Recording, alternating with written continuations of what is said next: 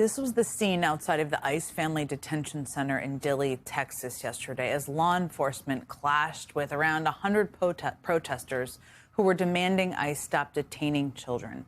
And the symbol at the center of that protest were images of bunny ears and Spider-Man, a reference to the bunny ear hat and Spider-Man backpack worn by 5-year-old Liam Ramos when ICE detained him and his father in Minneapolis just last week.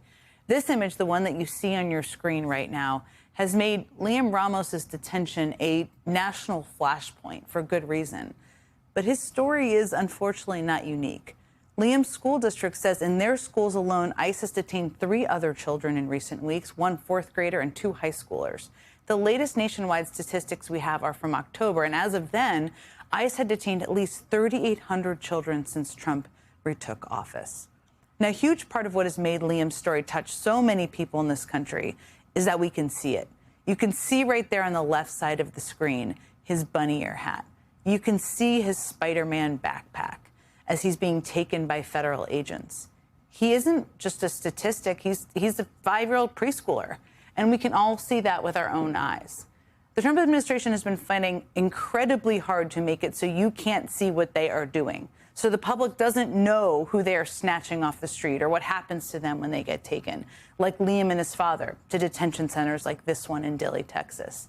And yesterday, Democratic Representatives Joaquin Castro and Jasmine Crockett managed to get inside that detention center. They met with Liam and his dad in person, as well as literally hundreds of the center's other detainees, men and women with children ranging in ages from as young as 2 months old to, of course, adults, locked up and hidden away from the American public.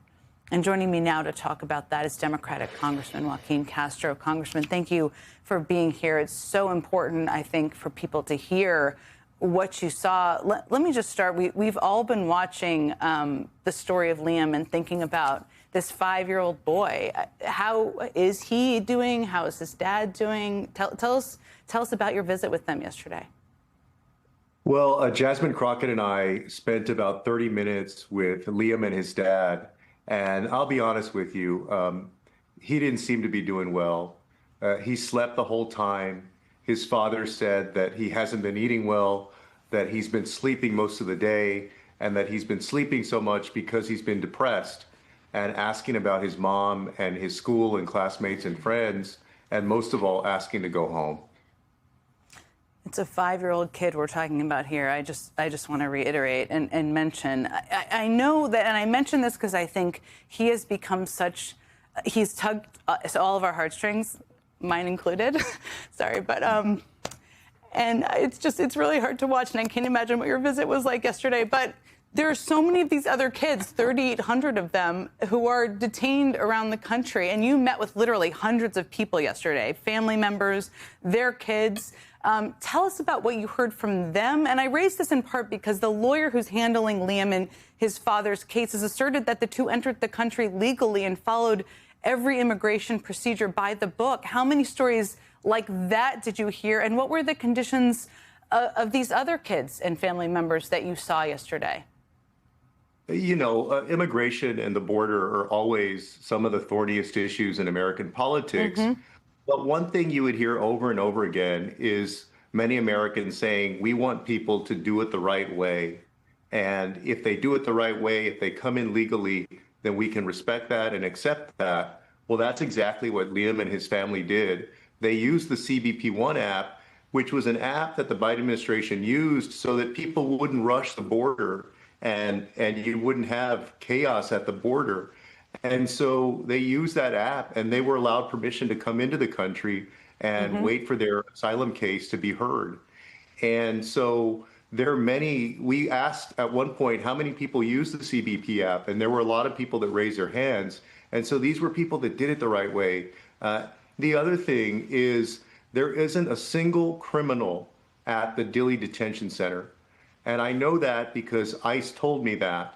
You can't have a criminal conviction to get sent there. So it's 1,100 people, scores of children, if not hundreds of children, who were there, whose parents committed no crime. These kids obviously committed no crime. There's a 2-month-old baby who's been there for several days, a little girl who kept coming up to me and hugging my leg and asking us to help her get out of there. A 9-year-old boy who was picked up on New Year's Eve and spent the New Year getting processed, taken into the Dilley Detention Center.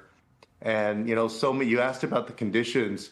People complained about not receiving proper and prompt medical attention, about contaminated food and water.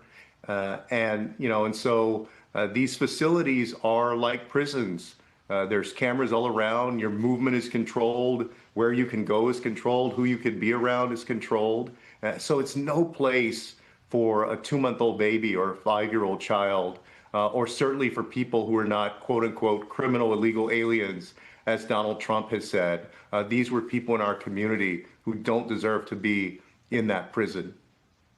Congressman, thank you for going and for sharing the story with us. I know you've said you would go back, and so many people are watching what you're doing and using it really as a model of activism. So thank you again, and thank you for sharing the story with us tonight.